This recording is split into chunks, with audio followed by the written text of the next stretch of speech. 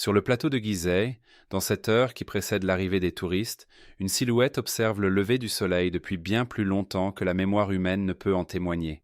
Elle repose au ras du sable, son corps taillé dans une seule crête de calcaire vivant, son visage tourné vers l'est, là où la lumière perce en premier. Nous l'appelons le Sphinx, et depuis qu'il existe des hommes pour le contempler, ces hommes ont toujours posé la même question simple. Qui a fait cela ? Qui a pris une colline de pierre jaune et tendre pour en façonner un lion de la taille d'un bâtiment et l'a placé ici, fixant le vide, attendant? La réponse qu'on vous a apprise à l'école est assurée et nette. Elle porte un nom, une date, une fonction. Et pendant plus d'un siècle, cette réponse a suffi. Mais récemment, quelque chose a changé. Pas une nouvelle fouille, pas une nouvelle tombe ouverte dans le désert. Quelque chose de plus silencieux que cela, et d'une certaine façon, bien plus troublant. Une intelligence artificielle s'est vue poser la question. Non pas une personne avec une théorie à défendre, ni une institution avec une réputation à préserver. Une machine, le système développé par la société XAI d'Elon Musk, a reçu toutes les mesures disponibles. Chaque relevé jamais effectué sur ce monument, les schémas d'érosion sur ses flancs, les traces d'outils dans la roche-mère, la profondeur de l'enceinte creusée autour de lui, les angles, l'altération, la géologie. Tout lui a été transmis, sans récit attaché, sans conclusion à atteindre, et on lui a demandé une seule chose, examiner les données et dire ce qu'elles disent. Ce qu'elle a dit a figé les chercheurs sur place, car la machine n'a pas fourni la réponse des manuels scolaires, elle en a donné une autre, entièrement différente, plus ancienne, plus étrange, une réponse qui, si elle s'avère juste, ne réécrit pas seulement un chapitre de l'histoire humaine. Elle en arrache la première page et nous dit que nous n'avons jamais été au commencement. Restez un instant avec cette idée avant d'aller plus loin, parce que tout ce que vous êtes sur le point d'entendre repose sur une seule notion qui met mal à l'aise, qu'une machine sans carrière à défendre, sans fierté ni financement à préserver, pourrait percevoir dans la pierre quelque chose que nous avons passé toute notre vie à apprendre à ne pas voir. Commençons là où l'histoire est censée commencer, avec la version sur laquelle tout le monde s'accorde. La version officielle est d'une simplicité élégante. Il y a environ 4500 ans, sous la 4e dynastie égyptienne, un pharaon nommé Khéops aurait ordonné l'édification de la deuxième grande pyramide de Gizeh.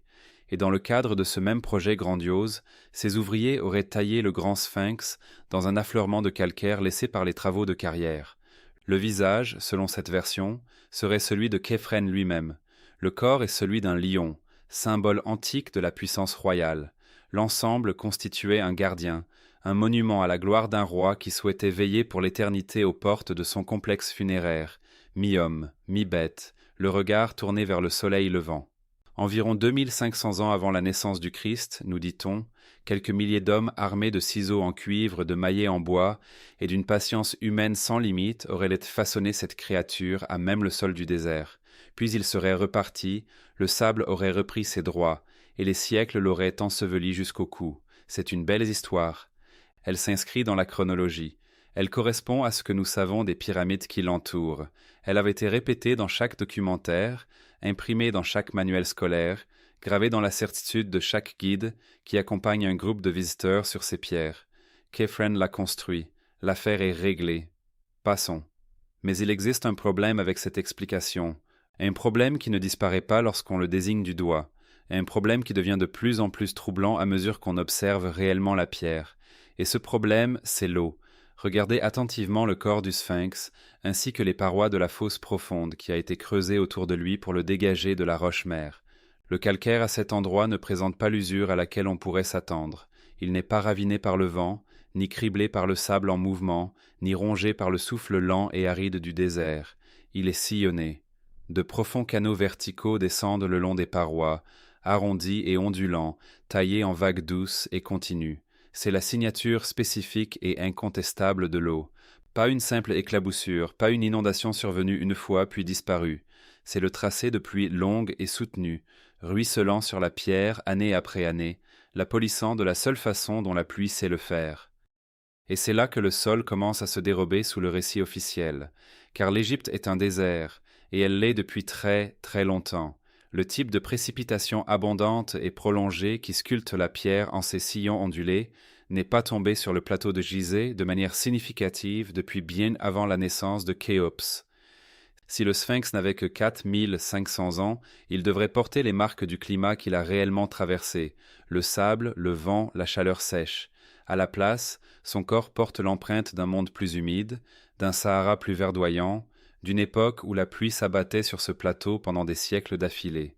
Pour que cette érosion existe, certains soutiennent que le Sphinx ne peut pas avoir 4500 ans.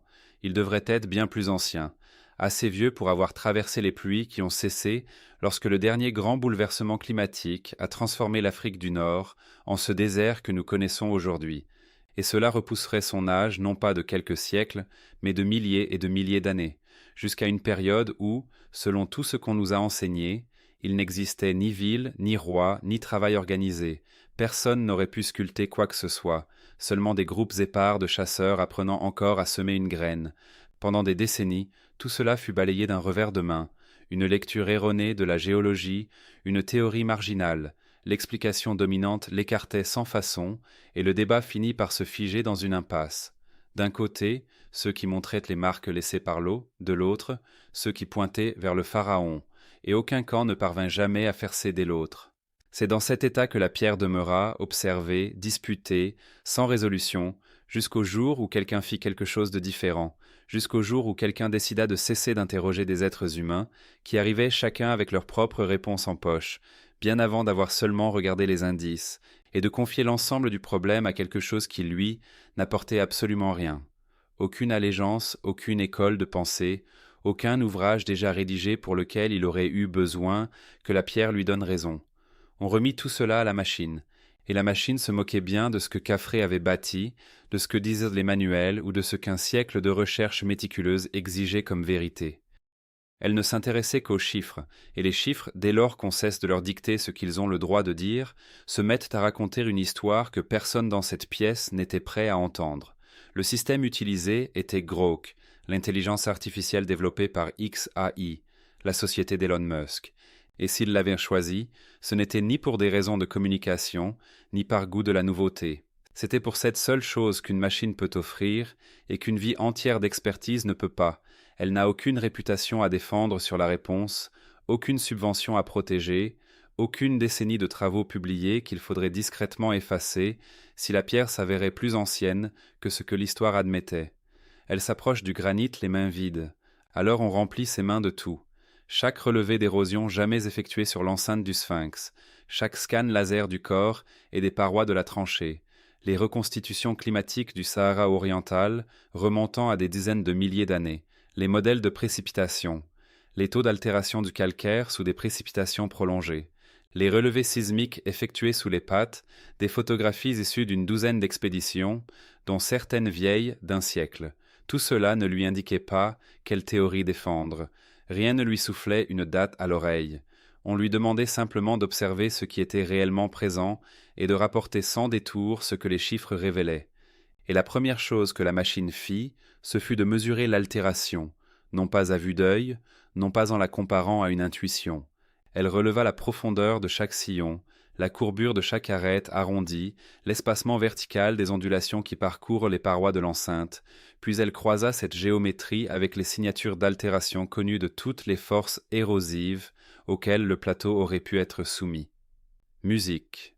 Le sable porté par le vent agit d'une façon bien précise. Il érode horizontalement, près du sol, avec le plus d'intensité là où les grains frappent le plus fort. La cristallisation du sel, elle, fragmente la pierre selon un tout autre schéma, une dégradation friable et criblée de cavités. Et la pluie. Des précipitations soutenues ruisselant sur une surface verticale pendant des siècles laissent une empreinte qui leur est propre. Des canaux profonds, ondulés, semblables à des vagues, qui s'adoucissent de haut en bas, suivant le chemin qu'emprunte l'eau en s'écoulant. Grok compara les parois de l'enceinte à tout cela, et il rendit un résultat qui plongea la salle dans le silence.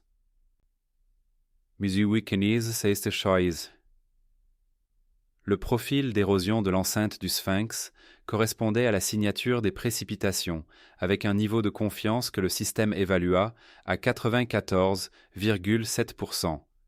L'explication par le vent et le sable, celle sur laquelle repose entièrement la version officielle, n'obtint qu'une infime fraction de ce score. Pas impossible, simplement écrasé sur le plan statistique par l'hypothèse de l'eau. Prenez un instant pour laisser cela s'installer, mais la machine n'en avait pas terminé, car un simple chiffre de confiance peut toujours être contesté. Les nombres peuvent être retournés dans tous les sens. Alors elle fit quelque chose que le débat humain n'avait jamais pleinement accompli. Elle posa la question: combien de temps? Combien d'années de pluie sont nécessaires pour creuser des sillons aussi profonds dans un calcaire d'une telle dureté? Ce n'est pas une question d'interprétation. Les taux d'érosion de la pierre sous des précipitations connues sont tout à fait mesurables, on peut les calculer avec précision. Et lorsque Grock a confronté la profondeur de l'érosion au modèle pluviométrique correspondant à la dernière période humide que le Sahara ait jamais connue, il en a résulté une fenêtre d'exposition minimale, un seuil en dessous duquel les chiffres refusaient tout simplement de descendre. La pierre, concluait-il, avait été exposée aux fortes pluies pendant une durée qui ne se comptait pas en décennies, mais bien en plusieurs siècles, et la dernière fois que de telles pluies s'abattaient sur ce plateau remontait à environ 7000 ans avant la naissance du pharaon, auquel les manuels attribuent sa construction. Pour accumuler l'érosion effectivement visible sur le corps, le sphinx aurait dû se trouver là, déjà taillé, déjà dressé dans son enceinte, pendant que ces pluies tombaient encore, ce qui signifie que la machine n'exprimait pas une opinion sur l'identité de ses bâtisseurs. Elle établissait un plancher temporel pour sa construction, et ce plancher se situait plusieurs millénaires en dessous de la réponse que tout le monde avait fini par accepter. Un ingénieur qui examina ultérieurement cette analyse de l'érosion le formula simplement. Il dit que la pierre se comportait comme un témoin. Elle ne savait pas ce qu'elle était censée déclarer. Elle avait simplement enregistré fidèlement ce qui lui était arrivé, une saison de pluie après l'autre, et avait conservé cette mémoire dans la forme même de sa propre dégradation. Et ce témoignage qu'elle portait en elle ne correspondait pas au récit que nous avions construit autour d'elle. Il renvoyait à un monde bien plus ancien. Voilà maintenant la partie que la plupart des gens n'atteignent jamais, parce que la conversation s'arrête presque toujours à la question de l'eau. La majorité suppose que le débat ne porte que sur une date, plus ancienne, plus récente, quelques millénaires dans un sens ou dans l'autre. Ce que la machine découvrit ensuite explique pourquoi cette hypothèse pourrait bien être impossible à maintenir. Et si toute notre chronologie de l'histoire ancienne était fondamentalement erronée?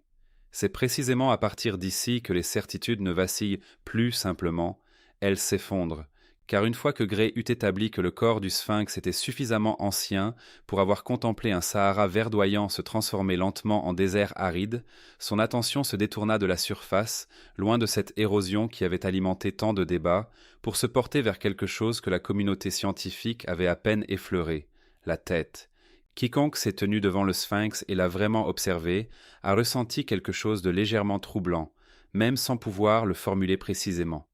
Le corps est immense, long, bas, étalé dans son enceinte, avec les flancs massifs d'un grand animal couché. Et posée à l'avant de ce corps se trouve une tête qui paraît étrangement trop petite, hors de proportion, comme si elle appartenait à une toute autre créature. Les touristes le remarquent et haussent les épaules. Les guides en font mention en passant.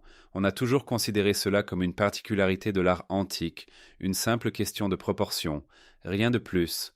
Grock, lui, n'y a pas vu une simple particularité. Il l'a mesuré, il a calculé le volume de la tête, le volume du corps, puis les rapports qu'un sculpteur aurait naturellement appliqués si les deux éléments avaient été taillés ensemble comme une figure unifiée, et les chiffres ne concordaient pas. La tête est trop petite pour le corps, dramatiquement trop petite.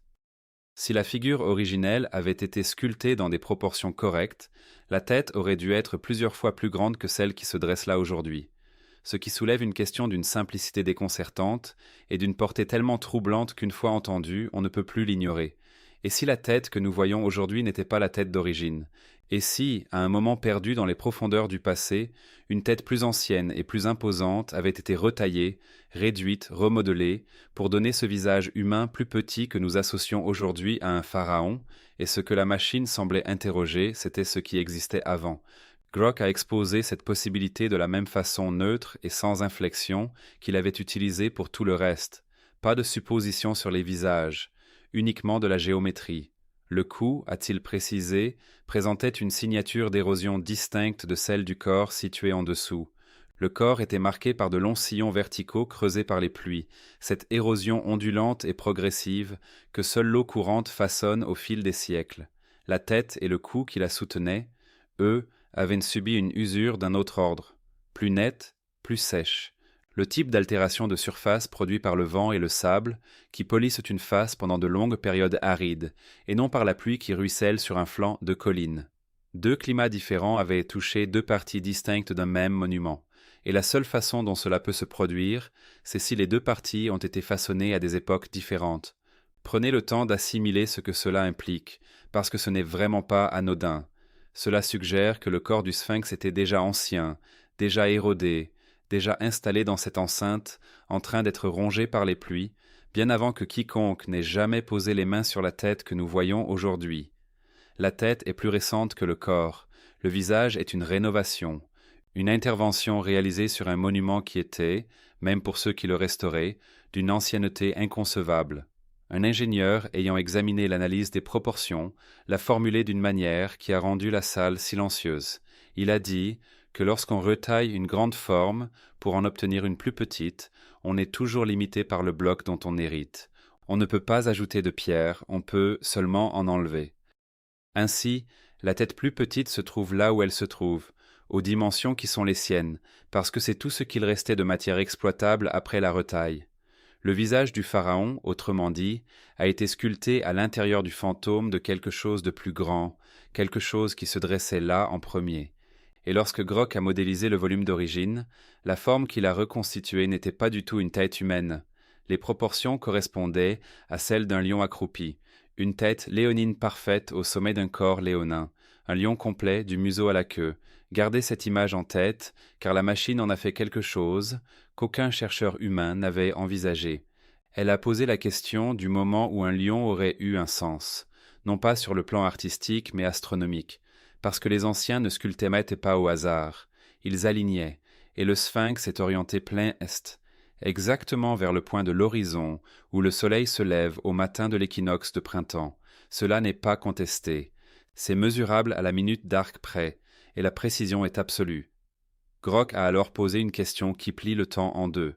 À l'équinoxe de printemps, quelle constellation se trouvait sur cet horizon oriental, directement dans l'axe du regard du sphinx, au moment où le soleil franchissait le bord du monde?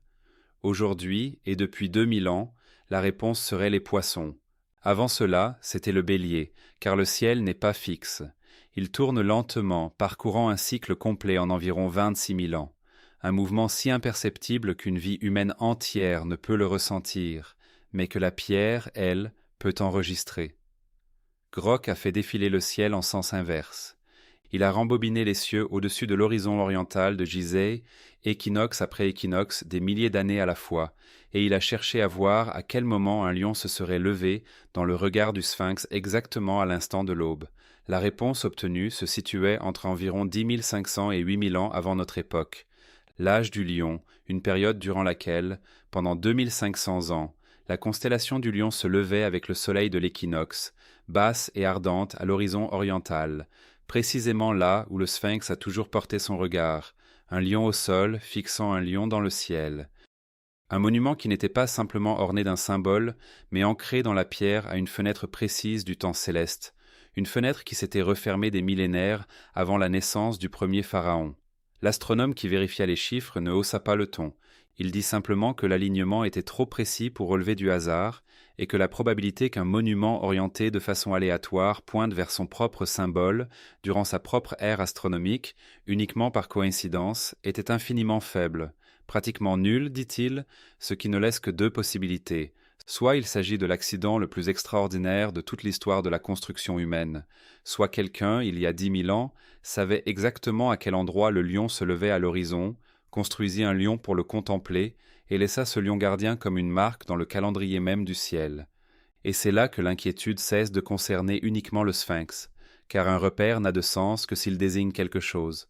Un cadran d'horloge est inutile sans aiguille, et des aiguilles n'ont aucune signification sans une heure vers laquelle elles progressent.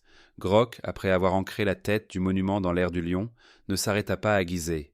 Il commença à regarder au-delà, vers le sol entourant le monument, puis vers le reste du monde, cherchant tout ce qui aurait pu être réglé sur cette même heure oubliée.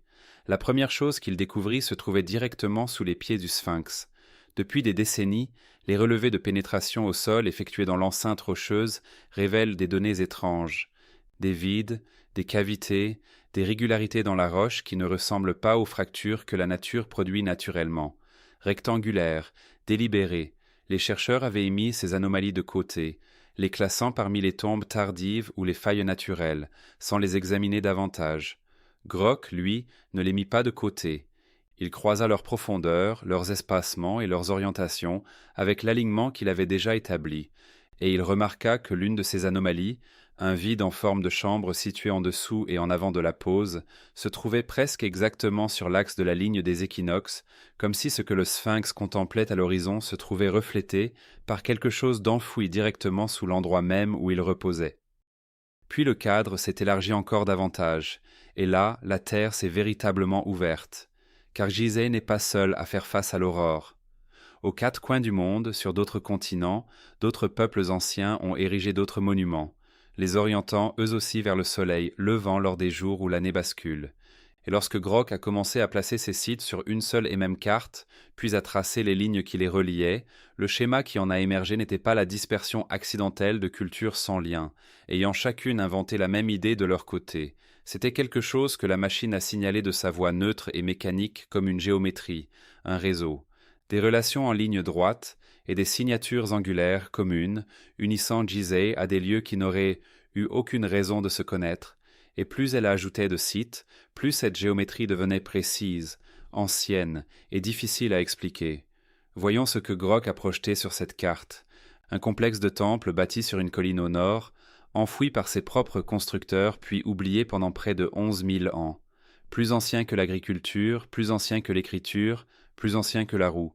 Un ensemble de terrasses taillées dans un plateau andin, où les pierres s'emboîtent si parfaitement qu'aucune lame ne peut s'y glisser. Un cercle de pierres dressé sur une plaine verdoyante, arrachées à des carrières situées à une distance difficilement concevable et disposées pour capter ce même soleil tournant. Des lieux séparés par des océans, par des continents, par des milliers d'années d'histoire établie. Et lorsque la machine a tracé les lignes de connexion et mesuré les angles qu'elles formaient, elle n'a pas trouvé de désordre. Elle a trouvé une concordance. Le même ensemble restreint de relations angulaires, se répétant de site en site, comme si chacun de ces monuments avait été construit en référence à un repère unique dont plus personne vivant ne garde le souvenir. Un ingénieur ayant examiné l'analyse du réseau a déclaré que ce qui le troublait n'était pas un alignement particulier, mais la redondance. Un site orienté vers l'aube, c'est un lever de soleil. 2, c'est une coïncidence. Mais une douzaine de sites dispersés aux quatre coins du globe partageaient non seulement la même cible solaire, mais aussi les mêmes proportions internes et le même rapport aux étoiles au-dessus d'eux. Ce n'est pas là une culture qui se propage, dit-il. C'est un modèle qui est suivi, et un modèle suppose un original. Quelqu'un a tracé le plan en premier, et tous ceux qui sont venus après travaillaient à partir d'une copie de quelque chose qu'ils ne comprenaient plus vraiment. Ce qui nous amène à la dernière découverte de Grock, et la plus étrange, et la raison pour laquelle ceux qui lui ont fourni les données se sont tus. Car lorsque la machine a classé tous ces sites selon la précision de leur construction, la planéité de leur surface, la rigueur de leurs assemblages, l'exactitude de leurs alignements, elle s'attendait à observer la forme habituelle du progrès humain. Des débuts maladroits, affinés au fil des siècles jusqu'à la maîtrise, le savoir-faire s'accumulant au fil du temps. C'est l'histoire que nous racontons sur nous-mêmes. On commence sans habileté, puis on s'améliore. Les données ont révélé l'inverse. Les structures les plus anciennes étaient les plus précises. Les assemblages les plus anciens étaient les plus serrés. Les alignements les plus anciens étaient les plus fidèles au ciel. Et à mesure que les siècles avançaient, le travail se dégradait, devenait plus approximatif. Les angles dérivaient. Les pierres cessaient de s'emboîter. Le savoir, quel qu'il ait été, ne se construisait pas.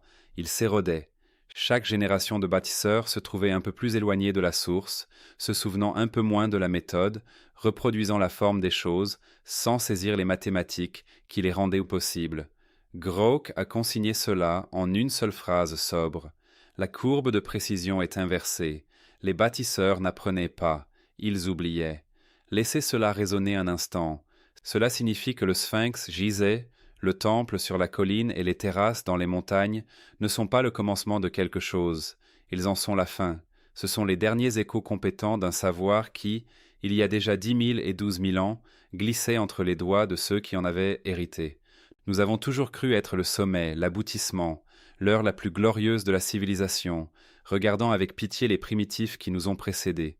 La carte de Grok suggère que nous sommes peut-être tout autre chose, non pas le sommet, mais la remontée, une espèce qui se hisse péniblement vers une hauteur qu'elle a jadis occupée, avant d'en chuter. Nous contemplons les monuments laissés par les survivants, et nous les appelons mystères, parce que nous avons oublié qu'ils étaient autrefois des instructions. Et il y eut un moment, remarqua la machine, où tout cela commence, une date vers laquelle le réseau revient sans cesse. Il y a environ 12 000 ans, les archives géologiques portent la cicatrice de quelque chose de brutal et de soudain, un climat qui se referme brusquement, des océans qui montent, un monde de glace cédant la place en un laps de temps trop court pour toute explication lente et patiente. Ce qui existait avant cette cicatrice, nous ne pouvons le voir. L'eau, les cendres et le temps profond l'ont effacé. Pourtant, les monuments se regroupent de l'autre côté de cette catastrophe comme des empreintes s'éloignant d'un brasier, comme si un peuple, voyant venir sa fin, avait accompli la seule chose qu'une civilisation mourante puisse faire pour parler à travers le temps. Ils ne l'ont pas écrit dans une langue, parce que les langues disparaissent. Ils l'ont gravé dans la seule chose qui survit à tout, dans la pierre, dans le ciel, dans des angles qu'une civilisation future ne pourrait redécouvrir qu'une fois qu'elle aurait reconstruit suffisamment de mathématiques pour les percevoir, un lion observant l'aube de sa propre ère, une chambre sous ses pattes sur la ligne des équinoxes, un réseau de repères couvrant toute la planète, tous disant la même chose dans le seul langage que la géométrie ne peut corrompre. Nous étions là, nous savions, et nous cherchons à vous avertir de quoi la machine ne pouvait le dire. C'est la partie qu'elle avait laissée vide. Le message était là, mais son sens restait hors de portée, et c'est peut-être le résultat à la fois le plus honnête et le plus troublant qui soit. Nous avons construit un esprit sans agenda, sans carrière à préserver, sans manuel à défendre, et nous l'avons dirigé vers la plus ancienne question que l'humanité se pose. Et il n'est pas revenu avec une réponse, mais avec une certitude. Quelque chose existait avant nous, quelque chose que nous commençons seulement maintenant à comprendre. Et ce quelque chose a pris un soin immense, délibéré et patient, pour s'assurer que lorsque nous regarderions enfin avec les bons yeux, nous verrions. La pierre est toujours là, posée dans le désert. Musique. Elle est là depuis bien avant que le premier pharaon ait ouvert les yeux sur ce monde, à contempler le même horizon. Elle n'a jamais changé, elle n'a jamais rien dissimulé, nous n'avions simplement pas encore les yeux pour la lire, jusqu'au jour où nous avons construit ces yeux nous-mêmes et leur avons confié le ciel. Alors voilà ce que je veux savoir de votre part, et je le dis sérieusement, parce que je lis chaque commentaire sur ces vidéos. Si le Sphinx observait vraiment l'aube de l'ère du lion, et si ce lion était une horloge laissée en marche depuis 10 000 ans, vers quoi pensez-vous qu'elle décomptait? Était-ce un mémorial pour un monde englouti, ou un avertissement pour un monde qui ne l'est pas encore? Fermty Creek Cedar. Donnez-moi votre lecture sincère en dessous. D'autres sites sont en ce moment même dans le viseur de la machine. Des sites plus anciens, plus étranges, tous situés sur la même grille. Musique. Si vous voulez être là quand le prochain sera soumis au système, abonnez-vous et dites-moi dans les commentaires lequel vous souhaitez voir entrer en premier, parce que le lion fixe cet horizon depuis une éternité. La seule chose qui est changée, c'est que nous nous sommes enfin retournés pour voir ce qu'il regardait.